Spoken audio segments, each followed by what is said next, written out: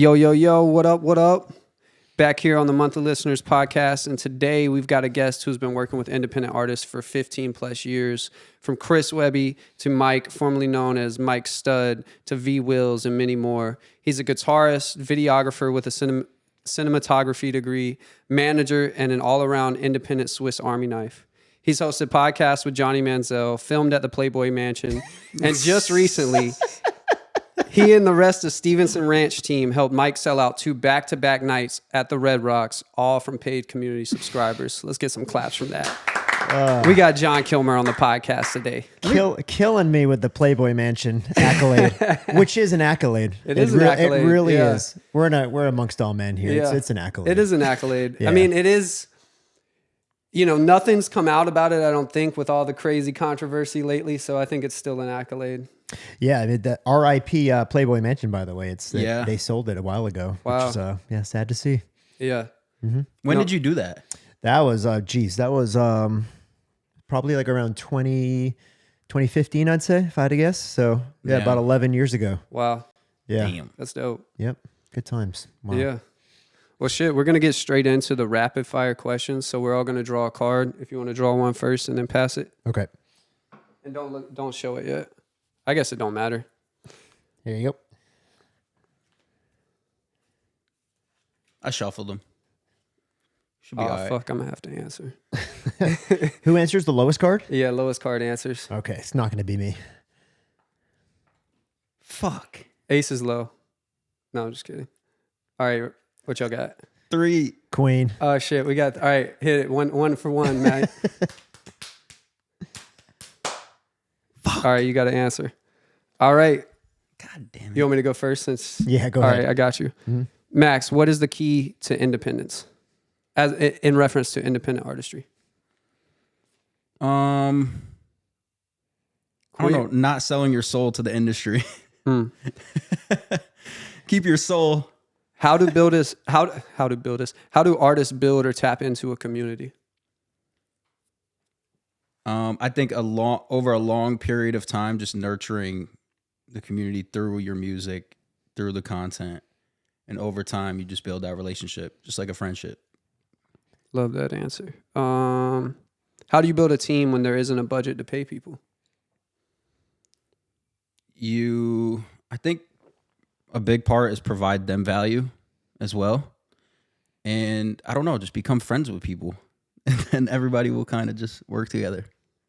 Hell yeah. Is it my turn? Yep. All right. What's your least favorite part about being an artist?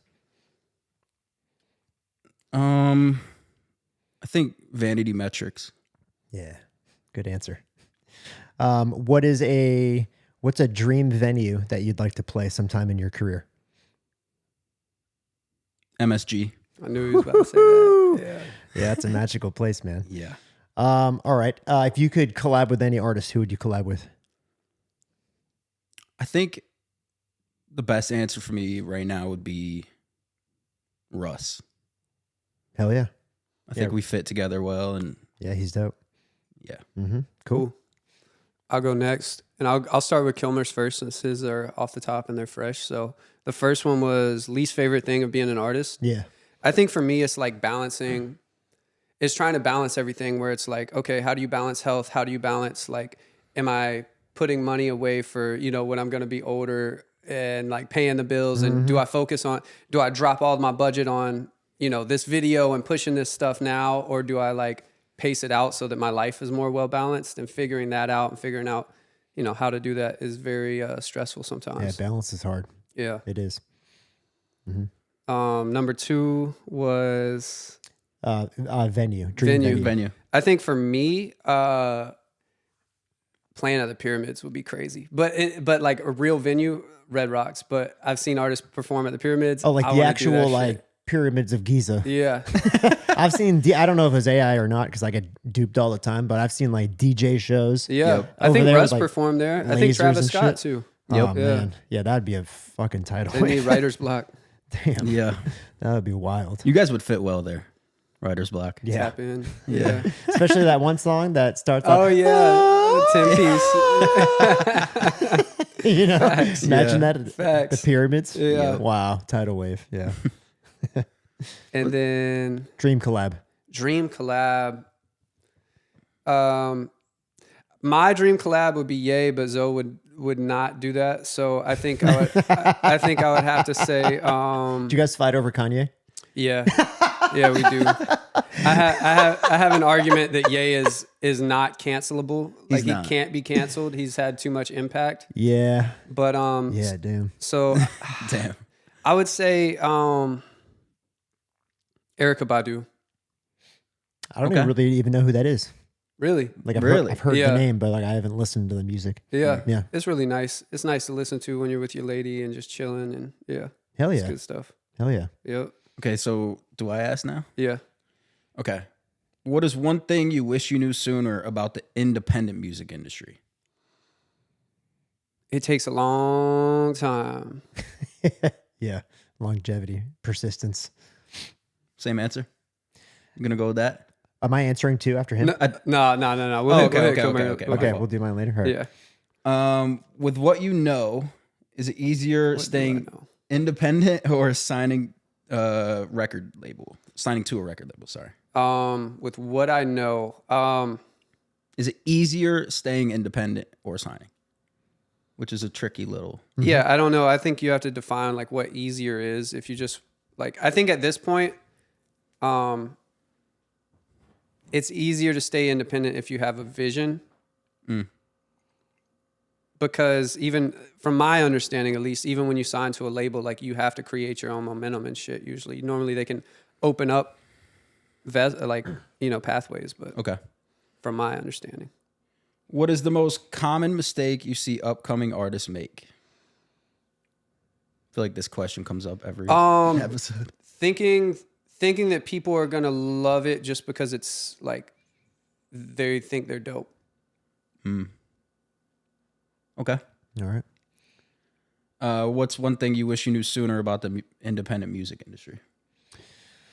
I think there's like a facade that if you're independent, you'll completely escape like all the fuckery from the music industry and all like the bad stuff that comes with it. And it's just it's naive to think you'll avoid it completely, because eventually, especially if you have a long career and you grow over time, it's going to hit you and like in different phases as you grow. And it'll make you realize like, wow, I'm so glad I'm independent, but it's completely like impossible to avoid it completely. Yeah. And you'll run into some bad people along the way, like whether you think you won't or not. So that's what I'd say. With what you know, is it easier staying independent or signing to a record label? Which is kind of interesting. Yeah, I would say it's easier to sign a record deal. You know, it's easier because you would hope that when you sign to a label that they would provide resources for you. And I think a lot of artists sign record deals because they don't have the team and they feel like, well, I don't have the budget. I can't build the team. I don't know what to do. So these people are willing to take a risk on me. They're going to write me a check and they're going to provide a team. You know, maybe they won't. Sometimes they don't. Yeah. But that's what you think. And I guess in a way that's easier. Yeah. Yeah. What is the most common mistake you see upcoming artists make? Oh man, the biggest mistake I see is mistaking followers for fans, and mistaking monthly listeners for fans. Good answer. Yeah. Good answer. Yeah. What is the key to independence? Kind of what you said, man. Balance. I think balance is the key. This goes for anything, not just music, but when you're working for yourself and you're building your own thing, if you're killing it, and you're putting your whole life into it, if you're on a bad vibe and your life's on a bad vibe, then you're not succeeding, no matter how big you get. So I think, just having balance in life. How do artists build or tap into a community? It's relationships. It's knowing who you are, and purely being authentic, which is easier said than done. And once you know who you are, it's connecting other people who, or connecting with other people who connect with you. That's the way you have that shared bond with your fans. Again, easier said than done. Sometimes I didn't know who the fuck I was till like I was in my 30s. So, younger artists who don't know who they are yet and don't know a community to tap into yet or how to even build their own community, that's okay. And it takes time. Yeah. I love that message. I think a lot of artists need to hear that. Is like, it just takes time. You don't have to put all that pressure on yourself at 23. Yeah. How do you build a team when there isn't a budget to pay people?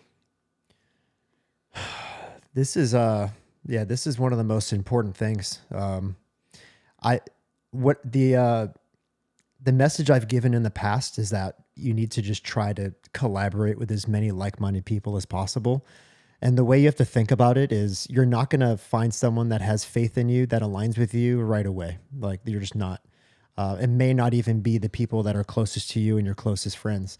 You have to, for me, I had to work with hundreds and hundreds of artists and collaborators before I found one or two that I like really fucked with, that I ended up riding it out with for 10 years plus. So it's really just putting yourself out there, getting involved, collaborate in any way whatsoever, bringing value to other people, and eventually you're going to find the right people. And then the whole other side of the coin is recognizing who those people are and holding on to them, you know?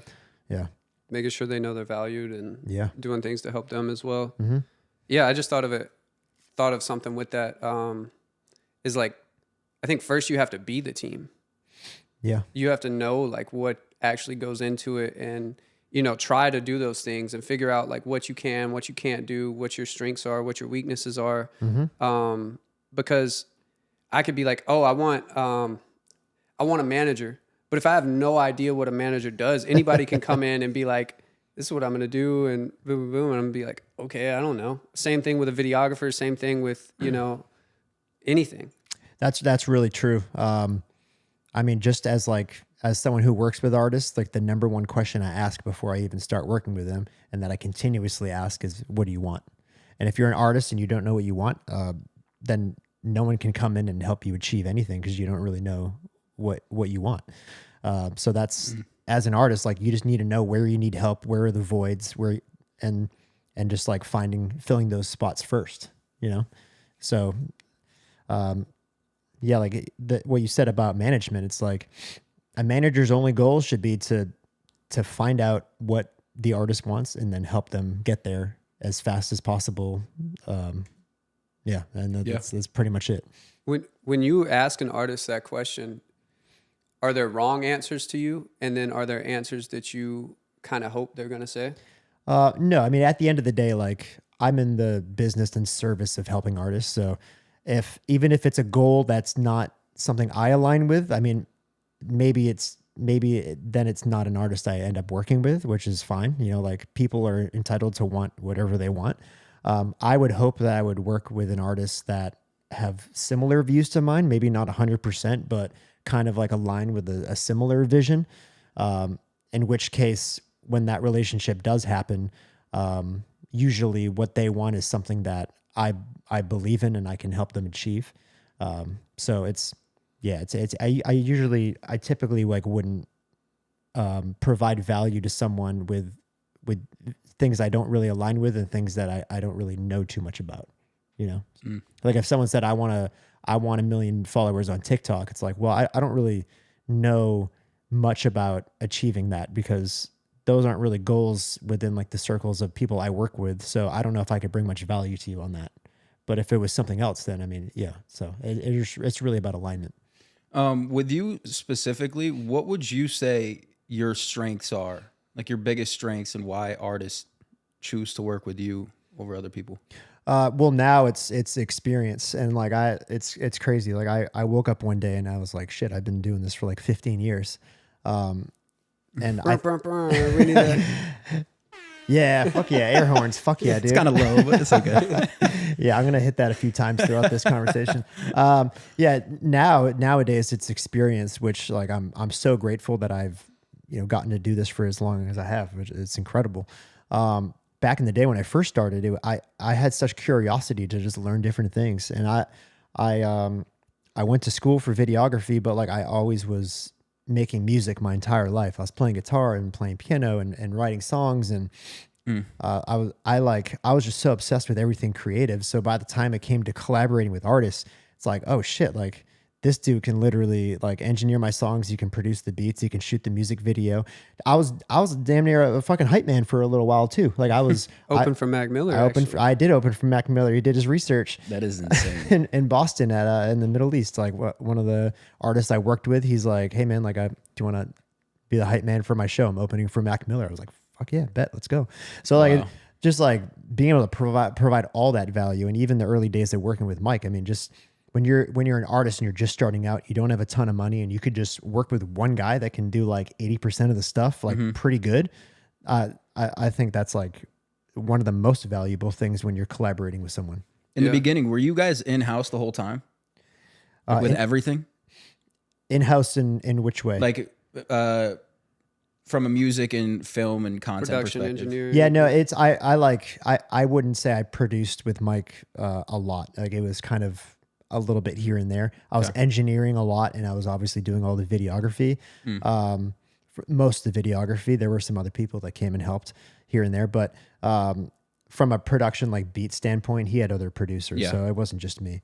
I watched maybe one of your first interviews, and what I got from it, like just watching it, I was like, man, this kid is so hungry, and he's like happy to be hungry. He's happy to be doing this. Yeah. And if I didn't know you and I didn't know the trajectory of your career at all, I could still look at that video and be like, this dude's going to be fucking successful in the music industry because like he's doing it all. He's figuring it out. He's figuring out how to provide service. And from my perspective, you seem so selfless in that pursuit, but you could tell that you got fulfillment from it. I'm curious, like throughout that time and, you know, just over these past 15 years, what were the challenges that you felt like you faced the most, whether that be internally or externally? And how did you manage working with independent artists who may not have had a big budget at that time? And basically, like, how did you balance your life throughout all that? Yeah, I mean, there's some degree of luck, right? Like there's some degree of luck and privilege where, you know, like I wasn't like on the streets, and like I was, you know, when I first finished college, I went right to New York City. I had a couple internships, but like I was just like, I'm just going to go to New York City and figure it out. And, you know, there were some months in the first year of me doing that. And granted, this was 2010, 2011. It was actually like kind of affordable to live in New York back then. Now forget about it. But like I was living on like Avenue C in the East Village, and I was living in a 3-bedroom with some buddies. And granted, my rent was cheap. There were some months where I was just like, you know, it killed me. But I'd have to have my parents help me out for a month or two, and I realize not everyone has those breaks or safety nets, and I'm the type of guy that just has like a chip on his shoulder, and I have a lot of pride, and I'm just like, if I'm going to set out and do this, I'm going to like do it. So like, first of all, like there is that layer of luck. And then the second layer is, can you like tell me the question one more time? Just the challenges you faced kind of early on and how you were able to continue and then find balance throughout all that. Yeah. So I think in those, man, there was different challenges along. If I look back at like the last 15 years, like the first challenges in the beginning were one, just like the basic struggles of just like trying to succeed on your own, you know, like the financial aspect of it. But then also like when you're in that mode and you have to like fend for yourself and make a living off what you do, you have to kind of take the jobs, any jobs that give you the money. So you can't be selective, first of all. So you're working with people that, you know, you probably don't even want to work with, but you're doing it anyways. Oh, such a bad feeling. Just based off necessity. So like that was a challenge. And it was when I was like pumped that anyone was willing to pay me to do anything. So like at that stage, so like I, you know, take that with a grain of salt. Like, maybe I didn't want to work with certain people, but I was grateful for the experience of like being able to do this for a job. And then the balance aspect, because when you're like starting out, you're living in New York City, you're in the most stressful city in the fucking world. Like literally you walk out in the streets, you're stressed because there's shit going on everywhere. Always people. There's no like nature really. Like you're in the mix of it all. So like there's really not much life balance when you're starting out, because if you have a goal and you're hungry and you're doing whatever you can just to make money and make a living off what you're doing and get your name out there, like there's not much life balance. And like I was just kind of used to it because that was just really the only life I knew at the time. But like as years went on, I was like, I was very stressed and very high strung, and I had like very high standards for myself and what I wanted to do. So I didn't really pay a lot of attention to like, what's in here. So that was like an early struggle for sure.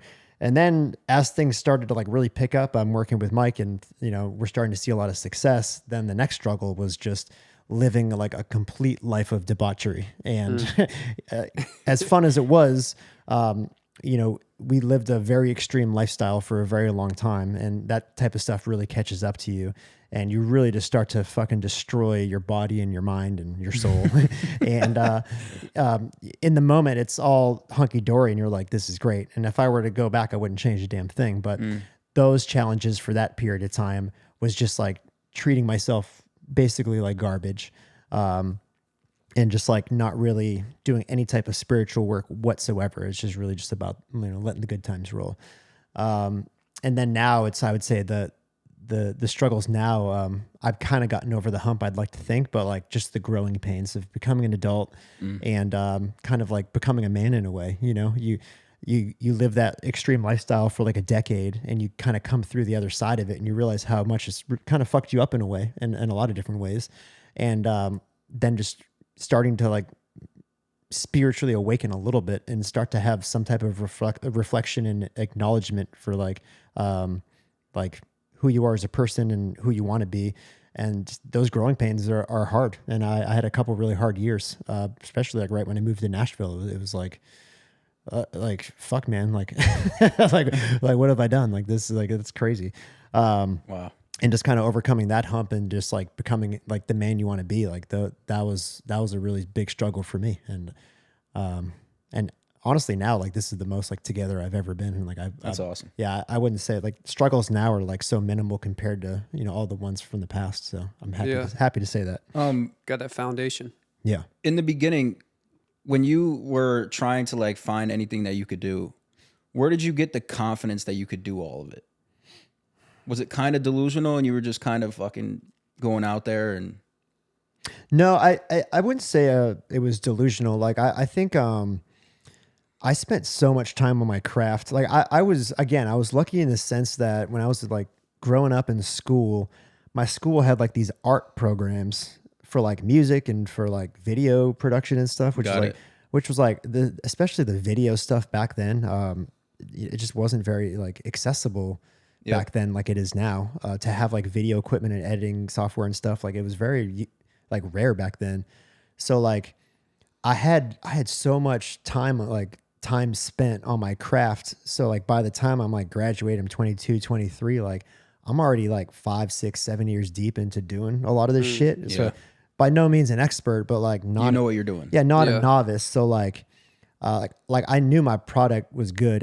And also like from a video standpoint, like in 2010, 2011, there weren't a lot of skilled videographers, just again, because of the accessibility of the equipment and like YouTube University. There's no TikTok. Like people weren't really learning a lot of shit, like, got it, on YouTube and stuff. So like having a degree actually meant something, and having the equipment actually meant something, and knowing how to edit and shoot and stuff like at pretty like high quality was pretty rare. So, like I knew my shit was good, and like I had experience. So like, I guess there was a little confidence there.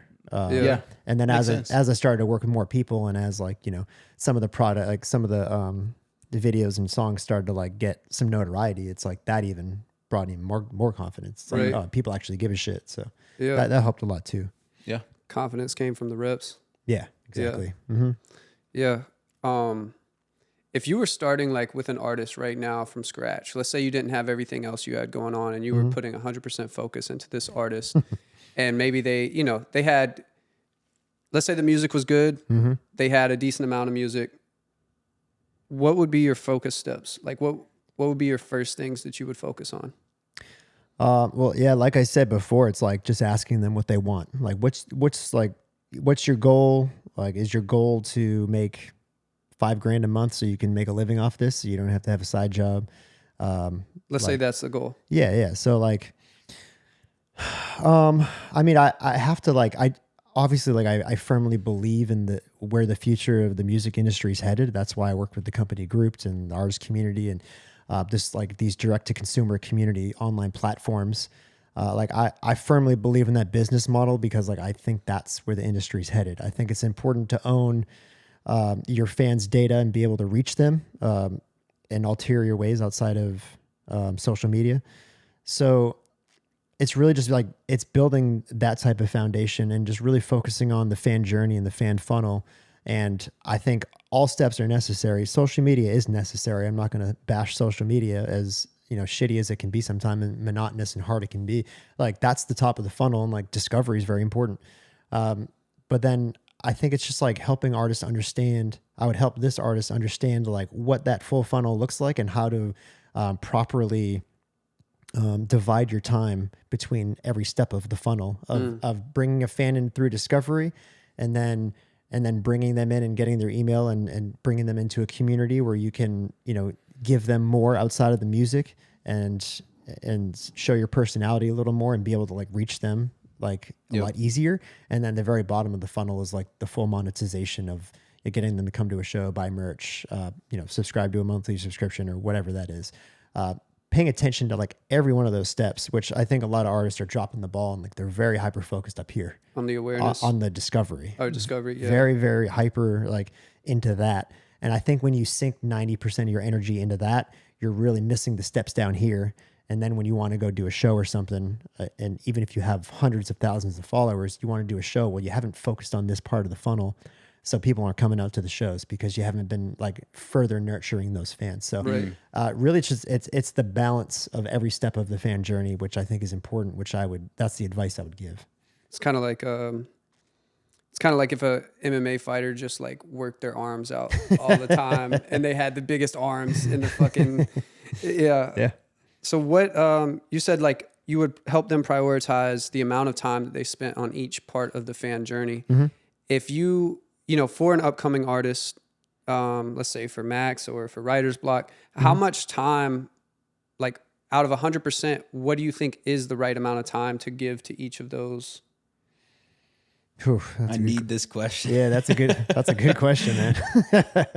That's a good question. I think it depends because as you know, with discovery, like you can have moments, you know, you can have lulls, you can have peaks and valleys. So I think it's like when you have a moment, you know what to do directly after it. You have a plan.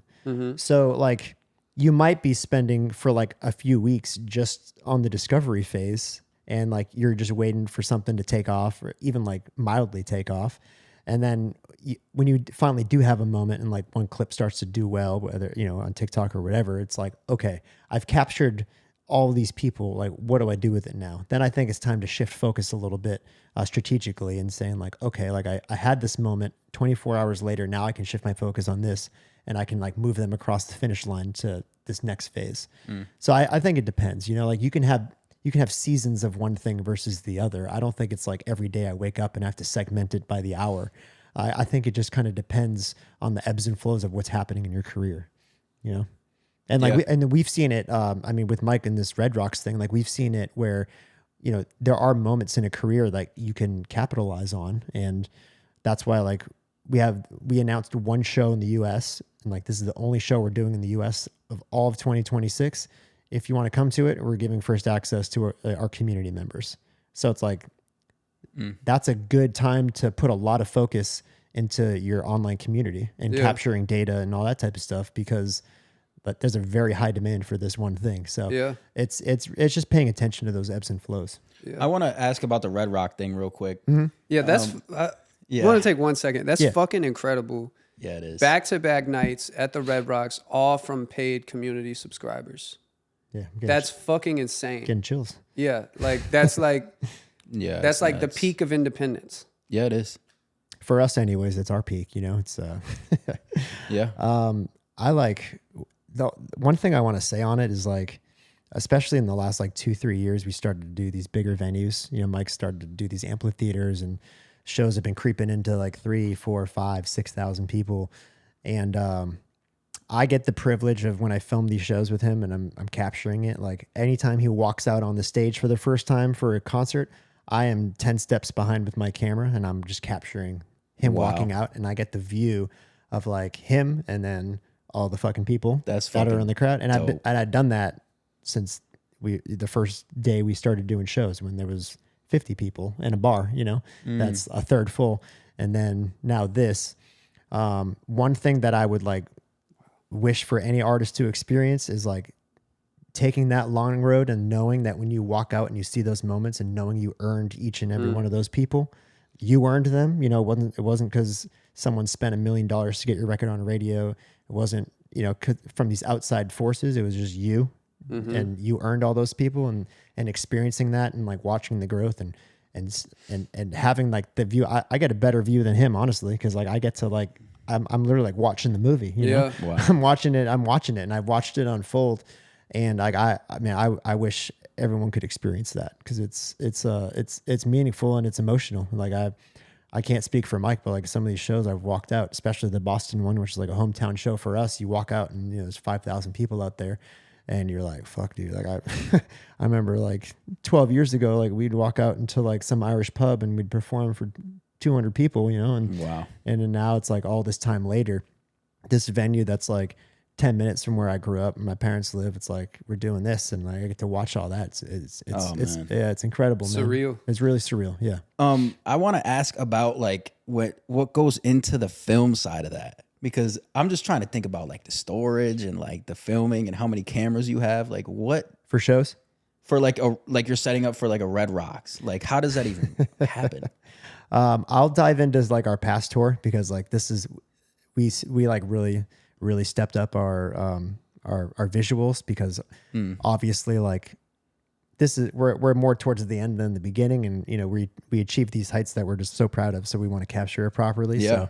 So just to like give you like a little inside look on how we're capturing it, we have 2 videographers that we like travel with everywhere, so it's me and one other guy, and like we're like the main guys, and then we will find local videographers, which we vet like months ahead of time. Damn. Who sometimes it's like 2 or 3 other guys that are just local.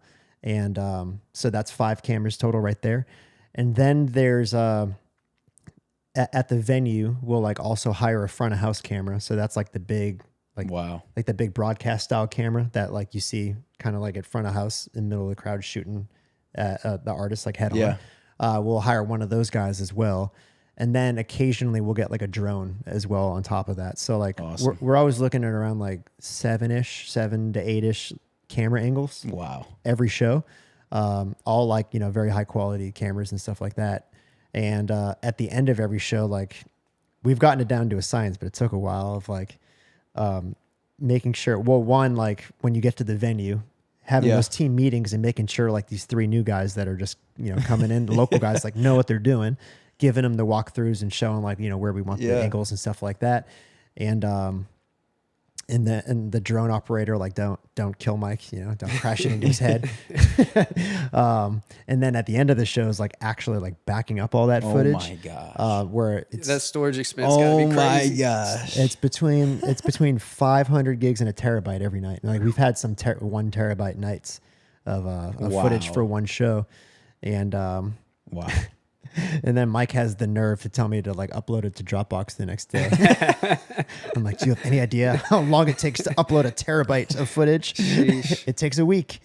That's awesome. Yeah. Need So that Ethernet. yeah, and just to put it in perspective, I mean, like for the first like 4 to 5 years, maybe even 6 years, it was just me on a fucking camera before even like gimbals existed. I had a monopod. It's just my camera and a fucking monopod, shit face, just running on stage and just like doing this the entire time.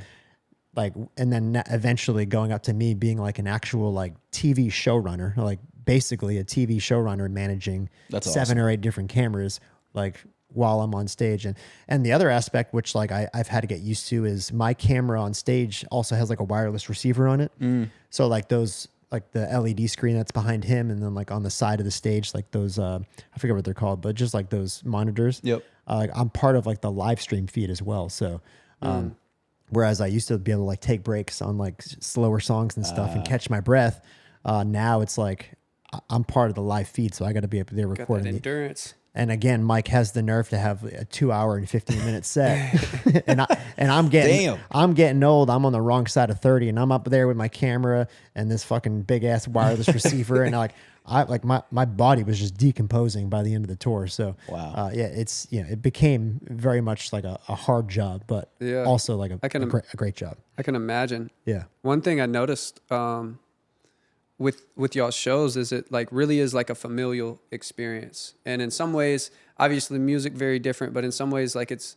like reminiscent of like the Grateful Dead kind of feel. Not obviously not hippie, like super hippie and shit, but like people are out there for Mike, for the music, but also because they're a part of Stevenson Ranch and they're a part of like that community. Yeah. And I noticed that y'all also focus on filming those aspects too. How early on did y'all realize it was important to film the community enjoying themselves and like incorporating them into like, Q&As and stuff like that? Yeah. The community changed over time because like the first half, like the Mike Stud days, the first half, like that community was based around partying, partying, drinking, going out, getting wasted.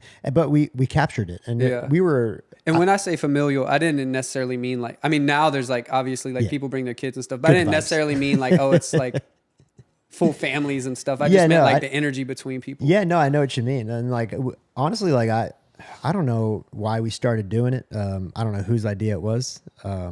But I guess collectively we decided that when we first started touring, literally like right from the jump, we're just gonna record all the shows, and then when we party, like record all the partying and like make sure the fans are part of the entire thing. Like after the shows for like damn near a decade, we'd be like, hey, we're partying over here, and like everyone just hangs out together, and we filmed the whole thing. And I want to say that Mike was one of the first artists to have a tour vlog.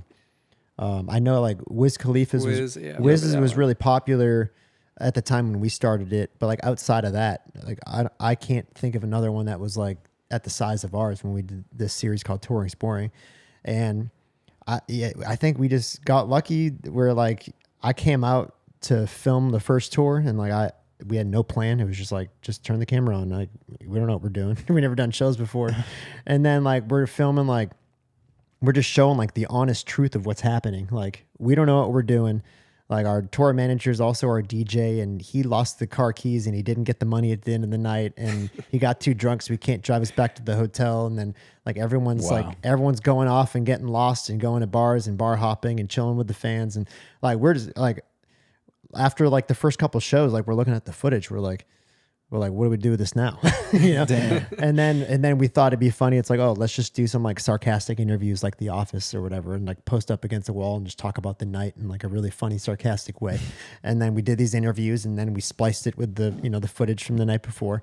And then before we know it, we have like this like weird mockumentary style, docu style, like tour vlog that we started doing. And it becomes like this phenomenon. And it like, when you talk about community and like embracing the community, like that was like one of the first times we did it, where, we would do these shows, and then we'd capture these evenings, and then we'd throw it up on YouTube. And then all of a sudden, like the fans are the stars with us. Right. It's not just them coming to the show and then everyone going home and that's the vlog. It's like, no, like we go out, we hang out with everyone. We're showing like everyone having a good time. We're going to random house parties. We're filming it all. And all of a sudden it's like, that's the community. We're all part of it. Yeah. And then like, as we went on, we started doing the YNK podcast, and then like that sprouted community. Yeah.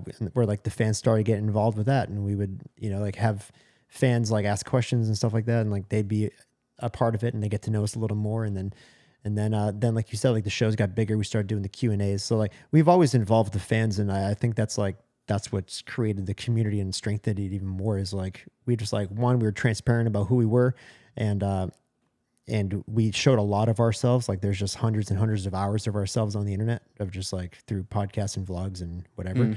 And then yeah, like now the community is like, it's crazy. Cause like some people have been fans for over 10, 12 years, and like they started as, college kids, and now like they're grown up, they have families, they have kids, and they're bringing them to the show now. That's awesome. Now the community is like so meaningful.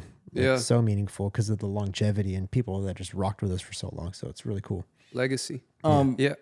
Go ahead. I want to add to that, because like whenever I'm like consulting or talking with artists, I just tell them like how important it is to actually document what the experience of the show is like. Yeah. Because not only are you like, you're showing the fans that they matter. They can go back and watch the content and see themselves having a good time. And like, you know, that's such a cool thing to be able to do. But also it's like marketing assets for future shows, and you're showing more than just like, yo, this is me on stage doing my thing, and you're showing like, no, this is the environment that is going on. Yeah. And I just think it's like such an important thing to capture when artists are planning on how to capture their shows. Yeah, and couldn't agree more. watching film on it, getting better. Yeah. Yeah. I have a question about you always talk about. I love how we're just like rapid firing questions. This Yeah. interview is a very Sorry. I have a lot of questions. This bro. podcast is a very selfish podcast. Me and Max have like so many questions. Yeah, to it's get all off. good, Yeah, man. bro. I'm no stranger to like 2.5 hour episodes, so let's Word. let's run it. You always say like consistency, like you guys grew just like in small increments over time. Yeah. What was it that like always would spark that growth in particular? Like did you ever get stuck in certain spots, and what got you out of that stuck spot? Or Yeah, like if I were to like draw the graph, like it's always like grow a little bit and then like it'll like plateau and then grow a little bit, Okay. plateau, and then sometimes it'll like dip a little bit and then plateau and then Got it. So it's just like this. Yep. Shit. I think like a large reason for the growth is just Mike as a human being and his persistence. Like he's very persistent, and he's never, I wouldn't say never satisfied. That's the wrong way of saying it, but he's always like, he always was like, all right, let's level Trying to up. get better. Yeah. There's no, he's just not complacent. And like, that's a wonderful quality to have, because there are plenty of moments where like we could have reached a certain level and we'd be like, great, we did it. You know, sweet. Yeah. Let's keep doing this. This is cool. And then like it's crazy. Like we just sold out back to back nights at Red Rocks, and instead of just like celebrating that and being like, yeah, we did it, it's like, all right, well, how can we build on that? You know, it's like That is crazy. It's like, so that, I mean, that's like a wonderful quality to have as an artist, because like, Yeah. no matter how big the achievement is, there's the mind frame is always like how can we Improve. just improve this, and how can we just take this to the next level, you know? And he's been pretty open about like not wanting to be mainstream famous, you know, but he's also been open about, you know, wanting to retire in the next year or two. So like, I think like he's an athlete, and it's just about like wanting to leave it all out in the field. And I can really relate to that. And when it's all said and done and that chapter closes, it's like, did we really just give it our all and like take it as far as we possibly could before it ended? And I'm like, shit, dude, I'm so fired up, and I'm like, I'm so on board with it. I mean, we've been at this for so long, and what we've created is so fucking beautiful, and it's really just till the fucking wheels fall off, you know? So Yeah. like I'm right with them. Just how far can we take it? Yeah. On that climb, what was the like the drops like? How often did he drop music? Like in what time frame? I would say like when you guys first went on tour, or like just before that. How often was he dropping music? Well, that's another thing. It's so now it's like you know, dropping singles. It's like Yep. the cadence is like every 2 weeks, every 3 weeks, drop a new single. Back then, like I completely forgot, but like we were kind of like YouTubers before YouTubers were a thing. Got it. You know, and he had this one series called Sunday Stud Days, which and that was kind of a popular thing in our world back then, where a few other artists did it. Time Flies did it, and Somo did it. And it would just be like these weekly installments of either like remixes or freestyles, or like just some kind of like, they weren't necessarily like DSP drops, but they were just like, Got it. they were YouTube musical drops in, you know, whatever shape or form. And we did that for like multiple years, and he got a lot of popularity just from like dropping weekly shit on YouTube. Wow. You know? I'm gonna take that as an affirmation, Yeah. as a confirmation. I was literally just putting this into writer's block's plan the other day. I Yeah. was like remixes and shit like that. Yeah. Yep. Yeah, and it's again, you got to take that stuff with a grain of salt too, because like if people just know you for remixes, then like maybe Right. yeah, there's not much longevity there. But like again, if that's like the discovery side of it, where like you do these fire ass remix or cover or something, and that like opens the door to a bunch of new people. That's cool too, you know. But yeah, so like there was always like some kind of like pretty consistent cadence of dropping stuff. It wasn't necessarily just like singles or anything like that, but always consistency. And like especially on the media side of things, we have always been consistent with dropping some form of media. I love those documentaries, man. Those documentaries that he puts out are incredible. Yeah. Are you filming those? Yeah, those are. You're talking about the last like 2 or 3, like the one around the highs, the one around like yes. Yeah. I think we did three like hour-long docs in the last like 4 years. Those are awesome. I mean, I can't say I filmed them all myself because like as I mentioned, we have like crazy teams at all the shows, and but yeah, a lot of it is, especially when he and I used to live together for all those years. Like I was in-house filming everything. Yeah. And then the editing, like forget about editing something like that is like giving birth. It's crazy. Yeah. It's like a month or two of just like consistently staring at a screen and putting those stories together. But like in a world where like there's so much attention put on 30-second short form vertical videos, to make like an hour-long documentary is so satisfying. Yeah, it is. Like I don't even care if like 10 people watched it. It's just like you get that narrative out. Yeah, we made that, and it's just like fuck yeah. Yeah, something to be proud of. And it inspires the fuck out of like artists like myself, man. That means a lot, because like there is like a lot of work that goes into those, and I'm not gonna say they're like like Netflix quality or whatever, but like at that level, like we have such a small team, man, and like a lot of work goes into it. So I really appreciate that. No, for sure. For you watching it and then of course, enjoying it. Thank you. Hey, bro, I think it's Netflix quality because Netflix be on some bullshit lately, bro. The movies be ass. Don't get me started. Yeah. I gotta piss so bad, so I'm gonna go piss. Yeah, take a pee break. We can keep talking if you want. Yeah, let's do it. Oh.